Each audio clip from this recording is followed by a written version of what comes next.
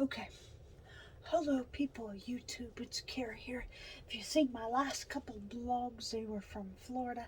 Thank you for watching. Thank you to the couple new subscribers I have. My channel is now up to 4 subscribers. Not a big number, not a big deal, but thank you for subscribing. Today I kind of want to start a new series, though I plan on still doing vlogs. I kind of want to start a series, that way when I do some of these vlogs in the future, you kind of have an idea of what ends up going on with me. But I want to talk about probably one of the most common things known to man, and that is autism. Yes, I have, or I am, however you want to put it, autistic. I'm autistic. I have depression. I have anxiety. I used to be diagnosed with ADHD. Technically, from what I've read, ADHD doesn't go away, so I'd still have it even though it's not on my records, most recent medical records, but I still have ADHD. I also have a weird illness that I was diagnosed with a couple years ago called delusional disorder, but I really think that's intertwined with my autism, and I'll get to that later. But, and I also think, even though the eye doctor never said, I think I'm visually impaired. So, I want to get to, today's video is basically going to be about how I was diagnosed and basically my childhood of dealing with autism, what services and whatnot I had growing up and things like that, which I am technically for autism. Just to get you up to speed, there's 3 levels. There's a level 1, which is like Asperger's and whatnot. It's like the least severe form, mild. You don't really show much outward signs. You mostly fit into normal, quote unquote, society without problems, but you still do exhibit problems. There's also a level 2, which isn't talked about, which is where I'm at. It's between level 1 and level 3, which is really severe. Sometimes kids can't talk or walk or do nothing. Sometimes they're actually considered mentally impaired, which used to be called mentally retarded, which I originally was mentally impaired, but we'll get to that later. So now that I'm rambling, let's start from the beginning. About 23 years ago, sorry, my mother's dog came in here. Okay, so 23 years ago I was born. My mother had a normal pregnancy with me. Everything was normal. I was just born by C-section. Pretty normal stuff. But as a baby, we noticed that whenever I would cry and get upset and do what babies do, when somebody would go and comfort me, I would hunch my back, and I would not like being comforted, swaddled, anything like that. I did not enjoy that as a baby, which we didn't really think much of it until I grew a little older. I didn't crawl at all. I went straight to walking, so that was kind of a red flag, threw us in a loop as well. This is all the stuff my parents told me. See, I don't know every little thing. They know more, but they probably don't remember, being that it was so long ago. But when I was older, I skipped crawling, went to walking. I was born in North Carolina, but we moved up to Pennsylvania. And when I lived there, they got me evaluated, took me to a psychiatrist up in Erie, PA, to get me evaluated. And they had diagnosed me with autism, which back then I was diagnosed because there were different categories in with autism. So back then I was diagnosed with a condition called ADD, attention deficit disorder, which was part of autism, which I think still is, but more or less they got rid of those type of diagnoses and just went to autism spectrum disorder. So I was diagnosed with ADD, and I went to therapies to help me crawl, Went to speech therapy early on. Didn't really need it as long as my brother originally needed it. Had an IEP. And I, even growing up, had to see psychiatrists every 3 months. They would put us on medication. I had a little trouble sleeping as a little kid, so I was put on a medication called clotidine, which helps with ADHD. It doesn't necessarily, there's no studies been proved to help with insomnia, but helps calm you down with ADHD and stuff, and that's why I wouldn't sleep at night.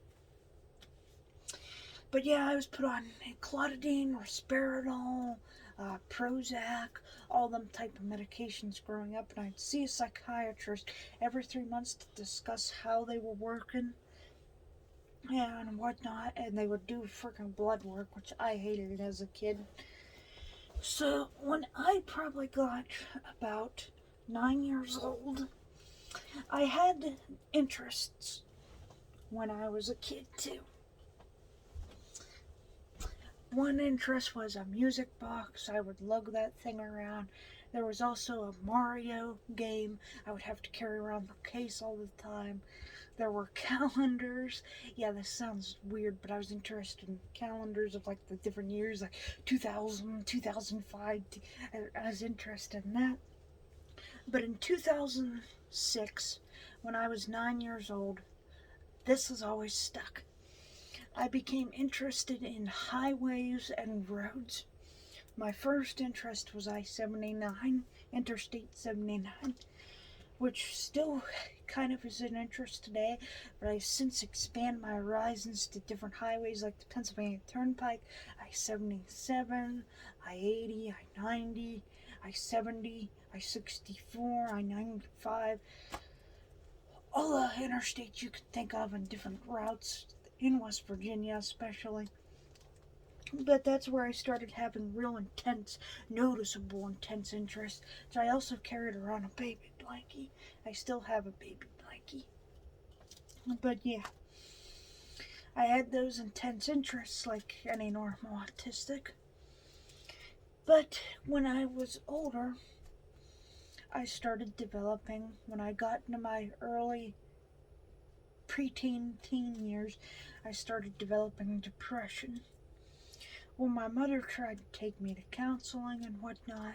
I didn't want anything to do with it, didn't want anything to do with the medication and whatnot, because pretty much all the services that I was ever offered was an IEP in school, because I went to public school up until my 9th grade year, an IEP in school, and medications. And I finally, at between age 12 and 13, told my mother, I'm like, enough is enough. I can sleep at night. I'm a little bit calmer than I was when I was 9 years old. Take me off the medication. So I haven't been on medication really since. I went to a few doctors between about 2012 and now and took different medications, but I quit taking them, so I'm not on any. I also went to therapy for my depression and stuff. Did not want to cooperate in therapy, so there was no point wasting time on that.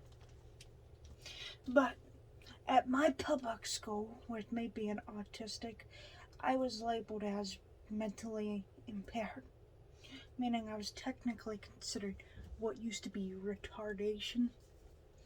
But I really wasn't. I just needed a lot more support. And so in 9th grade, which I'll go into more detail in other videos, break everything down.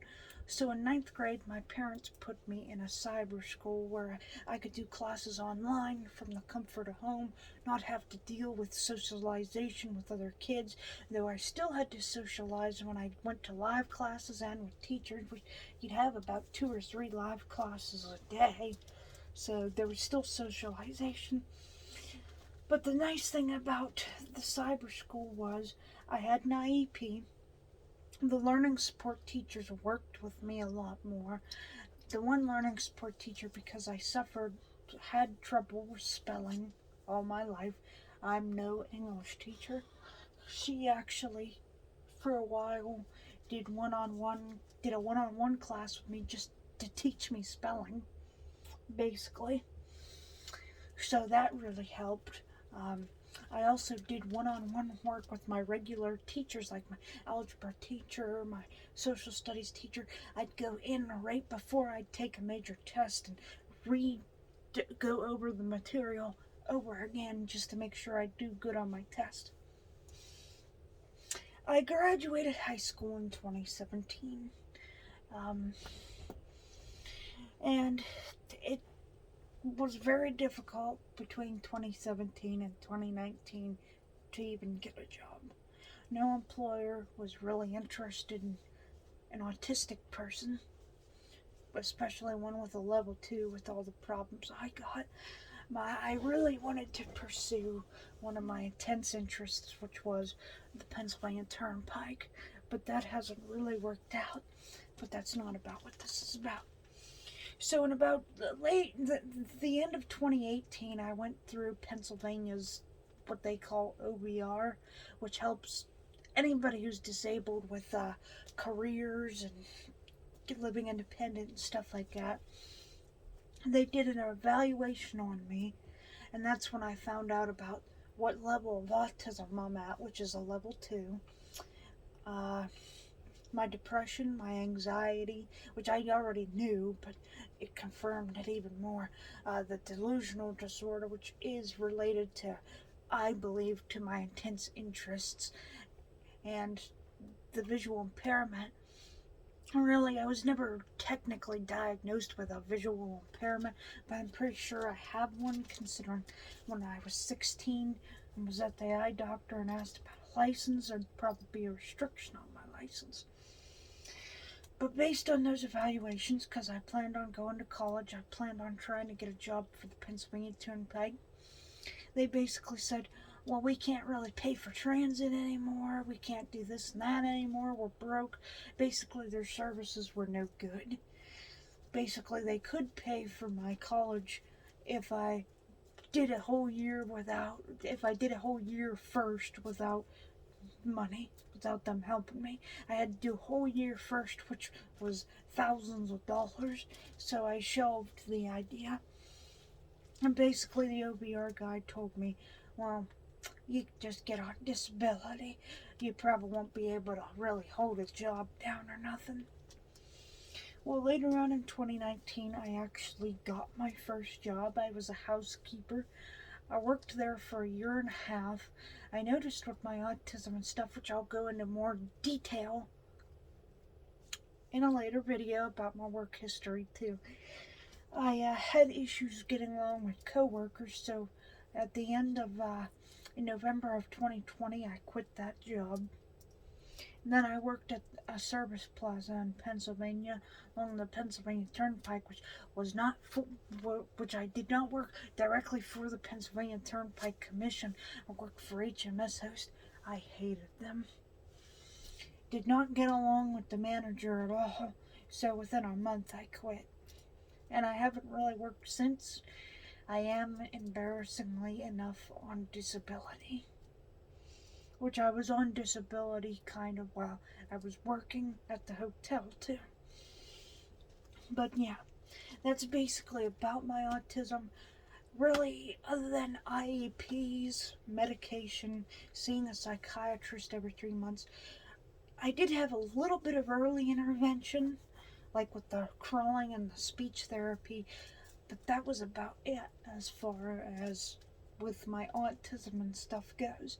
And so now I'm 23 years old and I'm stuck clueless living with a disability that I have issues coping with, because once you turn 18 there ain't really much services available for adults.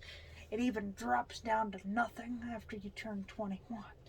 So that's basically my story. I do live in West Virginia now, which I haven't really tried any of West Virginia's services, and that will be another story for another day. But that's basically the timeline about my autism. I plan on going into more detail about different things that I said in the video, like my intense interests, my work history, the socialization with people, that's about it. Hope you all enjoyed. Like, subscribe, and comment, and stay tuned. And don't worry, there'll still be more blogs. I just wanted to start an autistic playlist.